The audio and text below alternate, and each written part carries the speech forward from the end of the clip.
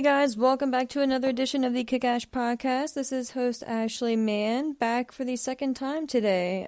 This time under some unfortunate news. WWE has made another shocking release, or a round of releases, rather. A nice substantial group here has sadly been cut today due to budget reasons, is the classic reason that we always seem to get, and this one is no different. They released, I believe it was a total of 18 total talents today, and it's so sad. Before we get into specifically who was released, just as a whole, thinking back to the year plus of talents that have been released, it's just, part of me, again, it feels like I shouldn't be surprised at this point, but part of me is like, what the hell are you guys doing? Like, it's, you need talent. I don't care what the reason is, if it is truly budget cuts, if you're selling the company or whatever the business side is. Yes, I get you. A business is a business and you have to be profitable, right? But in order to have a thriving company, you need talent to work. You need employees there. And I know they don't classify WWE wrestlers as employees, which is a whole other topic in and of itself. But you need talent. You can't just have your core main quote-unquote stars and faces of the company, or however you want to classify them, without having substantial talent for them to face against and to build for the future. You can't keep banking on your Brock Lesnar's and hope for your Rocks to come back and maybe Triple H's in the future. You need to build your talent now.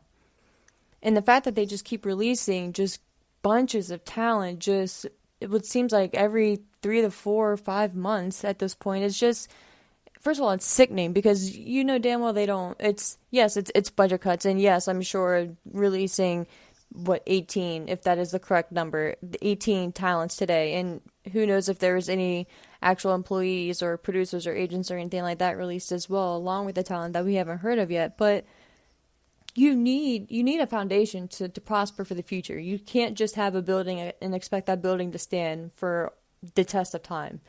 Eventually, the building is going to take some wear and tear. That's why you need that solid foundation. And you have the perfect setup. You have a performance center. You had NXT. You had so many vessels for the future. And that's why it's sickening, and it's just disheartening. And it takes, like I said to a few people already today, it kind of takes the fun out of being a WWE fan at this point. And for me, it's heavy and hard to say because I grew up, they were wrestling to me. Like I've told a few people in the past on other podcasts, I for the longest time didn't even know there was anything other than WWE. I thought it was WWE, and that was it. So feeling so conflicted and just so disheartened and just kind of just sick at this point, just watching, because how are we supposed to continue to get invested, right? At this point, you had people like your Keith Lees and your Karrion Kross. And I know a lot of people thought, for instance, like your Karrion Kross, that he maybe wasn't as solid in the ring as maybe a Keith Lee or your other stars, or of course like an Adam Cole or your guys like that. But Karrion Kross, and of course with Scarlett by his side, especially the entrance and the vibe and the aura and the presence surrounding him screams star. So when you have that down, yes, maybe he wasn't, quote, fire on the mic or anything like that, but I think one of the hardest things, especially in the WWE universe, one of the hardest things to get over is that star presence. And my opinion, I think Kross, specifically, Karrion Kross, had that. Now, when they brought him up to the main roster, that's a whole other story. They completely dropped the ball with him in that. But talking NXT days, NXT champion days, and before he went out with that unfortunate injury, but man, they're just looking at him, and I know at the time, just the talk was like, oh shit, like you can't wait to see him at a WrestleMania with that on the biggest stage of them all, just having that magnificent entrance, right? Because say what you want about WWE, but when they put on a show, they put on a show, and their production is not even closely compared and on anyone else's level, and rightfully so. They put a lot of money and time and investment into that, and always give them props for that. But that's why it's kind of shocking as well to see someone like a Karrion Kross and a Scarlett with, my God, Scarlett is beautiful, right? Just look at her, and you talk about the presence and the aura of a Karrion Kross. you look no further than Scarlet right there. They're just the perfect team. And that's what's, again, so shocking with a release like them. Yes, again, you can look at the current version of Karrion Kross that they had on the main roster and not be surprised in that version, but it shows that they dropped the ball to begin with before they even brought him up to the main roster. And I don't know if it is just truly Vince that is just having this grip hold on talent and just completely, just once they get up to either Raw or SmackDown, just feeling the need to just completely just revamp, essentially, and just redo their entire character. But if that's the case, then what's the point? What are we even doing here? Like, seriously, what the hell are any of us doing here? Why are we watching NXT? And at this point, I get it. It's NXT 2.0, but when a Braun Breaker, for instance, he gets built in NXT, established into this version of his character, who's to say he won't be changed when he gets to Raw? And maybe he won't, since Vince is involved in NXT 2.0 at this point as well, but it's like you have no room to breathe. And the second you try to invest and try to put faith, and that'll lead me to your Keith Lee. The Bearcat Keith Lee angle and version, and there's some reports coming out now that he had responded to a fan stating that was in fact not his idea, the whole Bearcat Keith Lee version and gimmick, I guess you could say. So if that's the case and that was not his idea, the whole Bearcat slogan and I guess moniker, then at least he was owning it, right? He tried his best, and he was embracing it, and he was trying to embrace that, right? And run with it. But that shows you, again, you're ruining something that you don't need to ruin. And it's almost like like they say, you're cutting off your nose to spite your face. You literally had NXT printing money for you at one point. And yes, AEW may have taken the shine away from NXT and beat them in the ratings and all that bullshit, but you still had solid and stars, like so many stars in NXT. Like, it was almost a layup. Like, Triple H and Shawn Michaels and the team that they had down there in NXT. Yes, sometimes especially towards the end of their run, I guess we can call it, it was kind of dying off a bit. But again, the pandemic, I truly think, played a lot into that, and they were dealt a lot of low blows with constantly having talent just ripped from them at any time and just being called to Raw and SmackDown, or just being cut with their Samoa Joe, right? Just outright being cut and then being called back. And it's so frustrating at this point. And again, this isn't about AEW, and this isn't even one of those things where you like, oh, I can't wait to see so-and-so good at AEW. Yeah, you want them to. I would love for all of them to. Right, just for the simple fact that they would have employment, but it's kind of like not even the point anymore. It's like, what are we even doing here in WWE? Like, if their point truly is to continuously cut all this talent for budget cuts, then who are you gonna have left? And if you do cut it down to the bare minimum, to whatever the ideal margin and bottom line is, to be able to sell the company to be able to gain however the highest amount is that their goal is at this point, who would in their right mind would want it, right? If I'm a Disney, for instance, why would I buy it? What am I buying? I'm buying a company that has, yes, they still have a nice roster, don't get me wrong, but at that point, let's say that's not another year and a half from now, just think of if they've already cut this amount of talent within a year and a half, we'll say, going back since the pandemic, maybe 2 years now. Maybe not close to 2 years, but about a year and a half. Who's going to be left a year and a half from now? And that's the scary part, right? It's just, it's scary for the bigger picture, because I understand the business side, or I can try to appreciate the business side, but when you're bringing in record profits, and I think just today alone they released that they just brought in $275 million. Like, you hear that, and then you're just cutting talent just for no real reason. And I'm gonna say no real reason. Like, budget cuts, it's a bullshit excuse, right?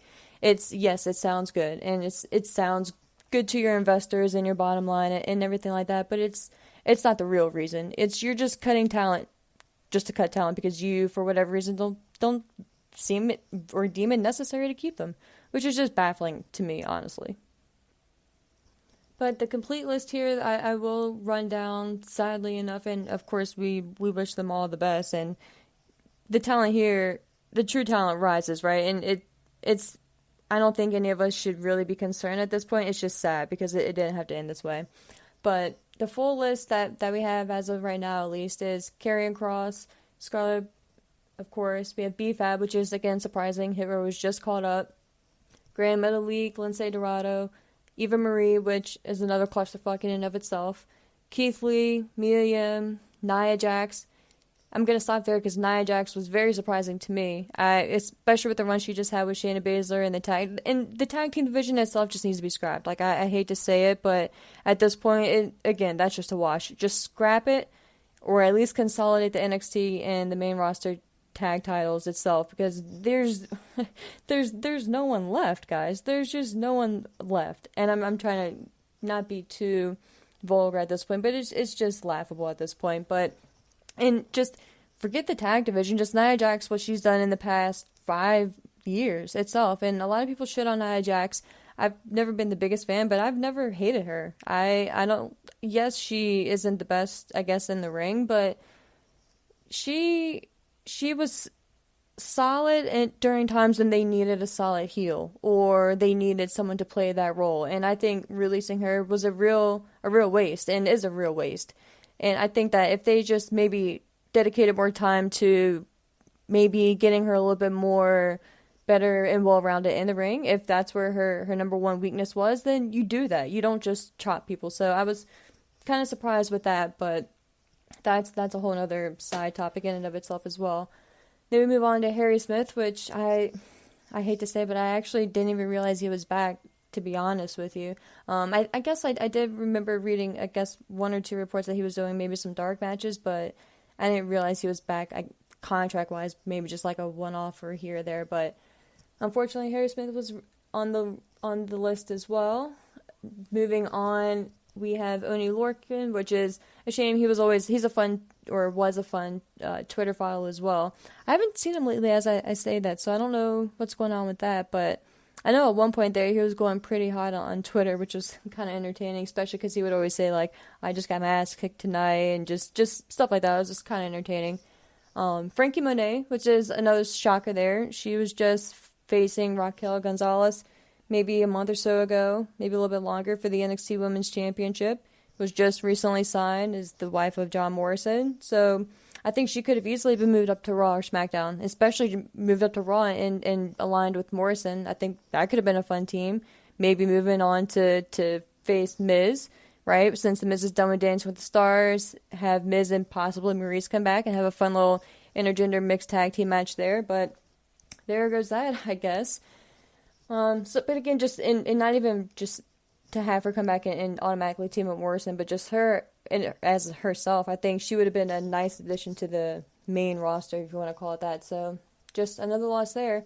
And of course that also could lead right into Ember Moon. I think she was pretty solid in the ring also. I don't, not the top talent out there, but another solid. I kind of compare her maybe to like a Ruby Riott in that respect. She was very, very good and very solid in the ring and just always had that fan support. So just another sad loss there. So just, I don't know. And Ember Moon, I think I could kind of see her in an AEW type role. And I could maybe even see her maybe either feud or align with a Ruby Soho in AEW. So that could be fun. We also had Trey Baxter released, Jessica Mea. And the last thing, I'm going to be completely honest, and no disrespect, I wasn't quite familiar with them. But we had a G Rama, Zeta Ramir, and Katrina Cortez. Again, not incredibly familiar with them, so I can't really offer too much insight on that. So no offense to them, and of course, no offense to anyone here. But it's just sad all around. It's just one of those things that I'm sure all these individuals, it was obviously a lifelong dream, right? To be hired by WWE, and you get that first contract, right? And you're ready to go. And some of these people didn't even last a year. Which is just kind of heartbreaking in some respects, and just sickening, because who wants to live with that constant paranoia and anxiety of they're going to get cut, and when's the next batch of cuts in talent?